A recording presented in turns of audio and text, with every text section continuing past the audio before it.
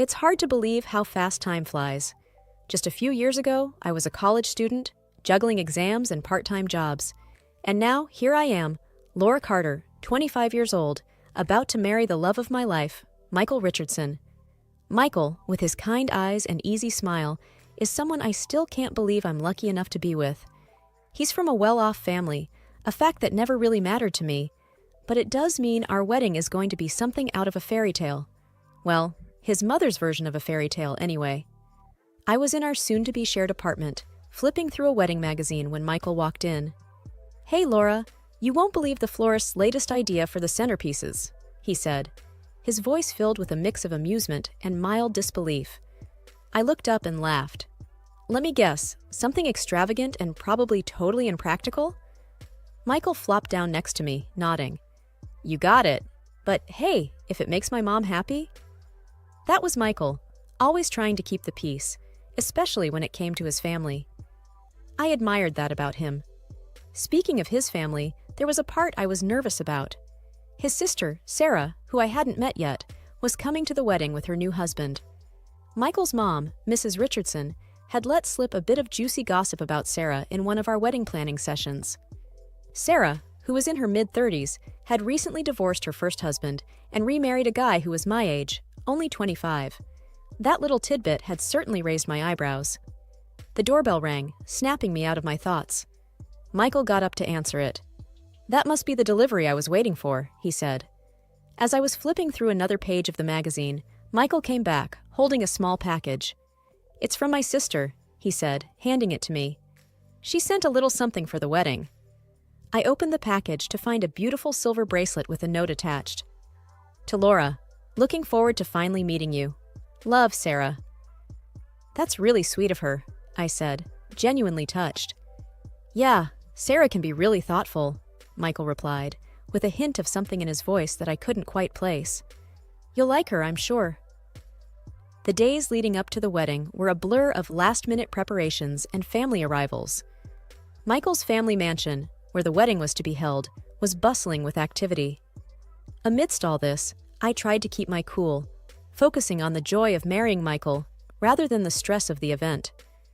It was 2 days before the wedding when Sarah and her husband were scheduled to arrive. I felt a mix of excitement and nerves at the thought of finally meeting them. Michael had told me bits and pieces about his sister, but I had no idea what to expect from her husband. The sound of a car pulling up the driveway announced their arrival. Michael and I went out to greet them.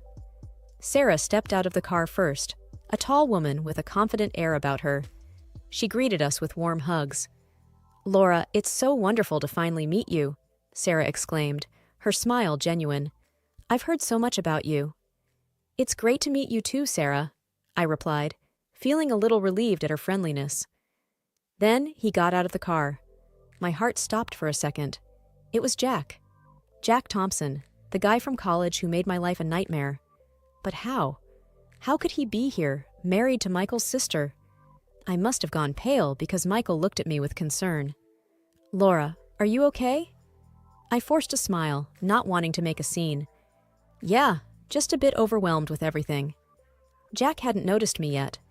He was busy getting their bags from the car, but then he looked up and our eyes met. There was a flicker of recognition in his eyes, quickly masked by a polite smile. "Laura, this is Jack, my husband," Sarah introduced us, oblivious to the silent exchange between us.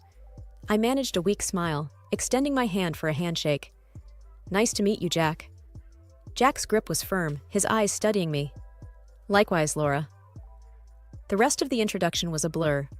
I excused myself quickly, mumbling something about needing to check on the caterers. Once out of sight, I leaned against the wall, my mind racing. How could Jack be here, in my life again, and as part of my soon-to-be family? I needed to talk to someone, but who? Michael? No, I couldn't burden him with this just days before our wedding. My dad? Maybe, but he was already dealing with so much as the police chief. Lost in thought, I didn't notice Michael had followed me. "Laura, seriously, what's wrong? You've been off since Sarah and Jack arrived." I looked up at him, torn between telling him the truth and keeping it all inside. "It's just wedding nerves, you know? Everything's happening so fast." Michael studied me for a moment, then pulled me into a hug. "Whatever it is, we'll get through it together. You know that, right?" I nodded, resting my head on his shoulder. "I know." But inside, I knew this was just the beginning. The past I thought I had left behind was now standing right in front of me, threatening the future I had so carefully built. Lying awake in bed, the memories of college came flooding back. It was a time shadowed by Jack's relentless pursuit. He was everywhere, in the library, the cafeteria, even waiting outside my classes. His initial infatuation, masked as sweet gestures and love notes, soon turned sour when I made it clear I wasn't interested. I still remember the day he crossed all boundaries, the day he tried to force his way into my dorm room. That was the day I realized this wasn't just some college crush gone wrong. It was something far more sinister. The fear from that day hadn't left me, even after all these years. Feeling restless, I slipped out of bed and walked to the living room, my thoughts a turbulent sea. The clock on the wall ticked away the early hours of the morning as I dialed my dad's number. He answered on the second ring, his voice groggy with sleep. "Dad, it's me. I need to tell you something," I said, my voice shaking slightly. "Laura? What's wrong, honey?" Concern laced his words. "Dad, Jack Thompson is here. He's married to Michael's sister. He's the same guy from college, the one who stalked me." There was a sharp intake of breath on the other end. "Laura, are you okay? Did he try anything?" "No, nothing like that. But just seeing him again, it's brought it all back, Dad." "Laura, you need to tell Michael about this, and his family too. They should know what kind of man Jack really is." I bit my lip, considering his words. It made sense, but the thought of dredging up the past, especially now, filled me with dread. "Dad, I don't know if I can. What if it ruins everything? The wedding is tomorrow." "Laura, I understand you're worried, but this is important. You can't just pretend everything is okay." I sighed, a knot forming in my stomach. "I know, Dad. I need some time to think about how to handle this." "Okay, sweetheart. But remember, I'm here for you, no matter what." "Thanks, Dad. I love you." "Love you too, Laura. Be safe."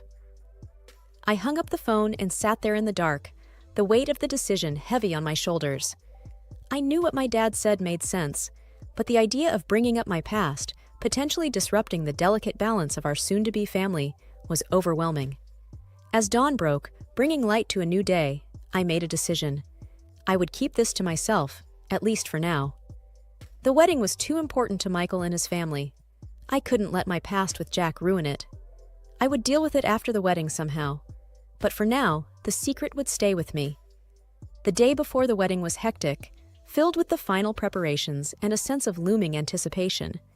I tried to keep busy, focusing on the details of the ceremony, but my mind kept drifting back to Jack and the unresolved past he represented. As I was checking the seating arrangements in the main hall, Jack walked up to me, a smirk playing on his lips. The sight of him so close sent a jolt of anxiety through me. "Laura, you look like you could use some help," he said, his voice laced with a mock concern. I took a deep breath, trying to maintain my composure. "I'm managing just fine, thanks." He leaned in closer, his smirk widening. "I can't help but notice you haven't told Michael or his family about our little history. What's the matter? Scared they might see you differently?" His words stung, and I felt a surge of anger. "That's none of your business, Jack. What happened between us is in the past, and it's going to stay there." "Oh, come on, Laura. We both know you're just trying to play the perfect fiancé.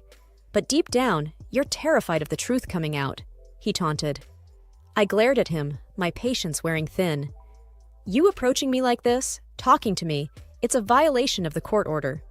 You're not supposed to be anywhere near me." Jack's smirk faltered for a moment, but then he laughed.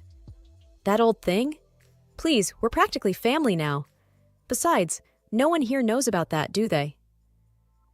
I took a step back, feeling cornered. "I'm serious, Jack. You shouldn't be at this wedding. You need to leave." His laughter grew louder, echoing in the empty hall. "You really think you can keep me away? I'm a part of this family now, Laura. And as for the wedding, Let's just say I've got a little surprise planned." I felt a chill run down my spine at his words. "What do you mean by that?" Jack winked at me. "You'll see. Tomorrow's going to be a day to remember." The eve of the wedding was a blur of emotions.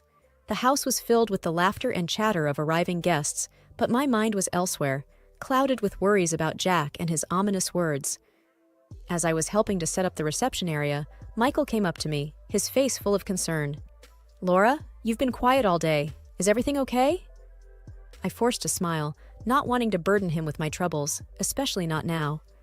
"Just a bit overwhelmed with all the preparations, that's all." Michael wrapped his arm around me. "Hey, don't worry. Everything's going to be perfect. You just need to relax and enjoy our day." I nodded, wishing it were that easy to brush away the unease. "I know, you're right. I'm just being silly." Later, as I was double-checking the guest list, Sarah approached me. She seemed excited, oblivious to the tension that was eating away at me. "Laura, this is going to be such a wonderful day. I'm so happy for you and Michael." "Thanks, Sarah. I'm really looking forward to it," I replied, trying to share her enthusiasm. As we were talking, Jack walked past us, giving me a knowing look that sent a shiver down my spine. Sarah noticed my reaction and frowned. "Is something wrong, Laura?" I shook my head quickly. "No, nothing. I just thought I forgot something on the list." Sarah seemed satisfied with my response, but I could tell she was still a bit puzzled. "Well, if you need any help, just let me know." After she left, I took a moment to steady my breathing. The thought of facing Jack tomorrow, on what should be the happiest day of my life, filled me with dread. That night, as I lay in bed, the house quiet and still, my thoughts were a whirlwind. I contemplated telling Michael everything about Jack, but the fear of ruining our wedding held me back. I didn't want our special day to be overshadowed by the ghosts of my past. But as I tossed and turned, Jack's threat echoed in my mind. What surprise did he have in store? And how could I protect myself and my future with Michael from whatever Jack had planned? The morning of the wedding dawned bright and beautiful. As I got ready, surrounded by my bridesmaids, there was a buzz of excitement in the air. But beneath my carefully applied makeup and styled hair, anxiety gnawed at me. "Laura, you look stunning!" exclaimed one of my bridesmaids, Lily, as she helped me with my dress. "Thanks, Lily. I just hope everything goes as planned," I replied, trying to sound upbeat. "Everything will be perfect, you'll see," she reassured me, giving my hand a gentle squeeze. As the ceremony time approached, my heart raced. Walking down the aisle, I saw Michael waiting for me, his face lit up with love and happiness. For a moment, all my worries melted away. This was our day, and nothing was going to ruin it. The ceremony was beautiful, filled with heartfelt vows and tender moments. As we were pronounced husband and wife, the room erupted in cheers. But as we turned to face our guests, my eyes involuntarily sought out Jack. He was clapping, but his smile didn't reach his eyes. At the reception, the atmosphere was festive, with guests enjoying the food and music. Michael and I mingled, laughing and thanking everyone for coming. But as I looked around, I noticed that Sarah and Jack were missing. "Have you seen Sarah and Jack?" I asked Michael, trying to sound casual. "No, I haven't. They're probably just taking a break from the crowd," he said, not seeming concerned. But I couldn't shake off the feeling that something was off. Jack's words from yesterday echoed in my mind, and I couldn't help but wonder what he was up to. As the evening progressed, the absence of Sarah and Jack became more noticeable. Michael's mother, Mrs. Richardson, looked worried. "I've been calling Sarah, but she's not answering. It's not like her to miss something like this." "I'm sure they're around somewhere," Michael said, but I could tell he was starting to get worried too. Just then, the doors to the reception hall burst open, and Sarah stormed in, her face red with anger. The room went silent as everyone turned to look at her. "Laura, this is all your fault!" she yelled, pointing a finger at me. I was taken aback, my heart pounding in my chest. "Sarah, what are you talking about?" She was seething. You seduced my husband in college, and now you're trying to ruin my marriage." The accusation hit me like a physical blow. Murmurs and whispers filled the room as guests tried to make sense of what they were hearing. "Sarah, that's not true," I protested, my voice trembling. "Jack was the one who..." but I couldn't bring myself to say it out loud. Not here, not in front of everyone. Michael stepped in, his voice firm. "Sarah, you've got it all wrong. Laura didn't do anything. Let's talk about this privately." But Sarah was beyond reason. "No, everyone needs to know what kind of person she really is." As the argument escalated, I felt my world crumbling around me. The secret I had kept so carefully was now out, but twisted into a version that painted me as the villain. I looked at Michael, his face a mix of confusion and concern, and I knew I had to set things right. But before I could speak, another voice cut through the chaos. It was my father, his voice authoritative and calm. "Everyone, please, can I have your attention?" The room quieted down as he stepped forward, his police badge visible on his jacket. "There's been a development outside that I need to inform you about," he said, looking directly at me with a reassuring nod. I braced myself, not knowing what was coming, but trusting my father to handle it. Little did I know, the truth about Jack in the past was about to come out in the most unexpected way. The room fell into a tense silence as my father stood there, his presence commanding attention. Everyone's eyes were on him, waiting for him to speak. "Earlier today, the police apprehended a man outside this venue," he began, his voice steady. "This man was found to be in violation of a restraining order, specifically one that forbids him from being near my daughter, Laura." A collective gasp echoed through the room. Sarah's face went pale, and I could feel Michael's grip on my hand tighten. "The man we apprehended is Jack Thompson, Sarah's husband," my father continued. Sarah looked shocked, her eyes darting between my father and me. "What? But that's impossible. Jack wouldn't—" My father held up his hand to stop her. "I'm afraid it's true, Sarah. Laura was granted a restraining order against Jack in college after he repeatedly stalked and harassed her." I felt the room spin as all eyes turned to me. The secret I had tried so hard to keep hidden was now out in the open, laid bare for everyone to see. "Laura, is this true?" Michael asked, his voice filled with concern. I nodded, tears brimming in my eyes. "Yes, it's true. I didn't want to ruin our wedding. I thought I could handle it." Sarah was in disbelief. "But Jack told me you were the one who pursued him in college. He said you were obsessed with him." "That's a lie," I said firmly. "He was the one who wouldn't leave me alone. I was scared, Sarah. I had to go to the police." Sarah looked at me, then at the spot where her husband had been standing earlier, a look of realization dawning on her face. My father continued, "Jack has been taken into custody for violating the court order. I'm sorry to bring this up on such a happy occasion, but it was necessary." The room was filled with murmurs as people processed the news. Michael's mother came up to me, her eyes full of sympathy. "Laura, I'm so sorry. We had no idea." Michael hugged me tightly. "I wish you had told me, Laura, but I understand why you didn't. I'm here for you no matter what." Sarah approached me, her expression remorseful. "Laura, I'm so sorry. I should have believed you. I was fooled by Jack." The revelation had turned the wedding into a scene of confusion and disbelief. But amidst the chaos, I felt a sense of relief. The truth was out, and I no longer had to carry the burden alone. My past with Jack was finally brought to light, and now I could start to heal and move forward with the man I loved, free from the shadows that had haunted me. The rest of the wedding night felt surreal. After the revelations and the drama, the mood had shifted significantly. Yet, amid the shock and confusion, there was a sense of coming together, as if the truth, however painful, had brought a strange kind of unity. Michael and I sat together, hand in hand, as the guests slowly started to engage in quiet conversations around us.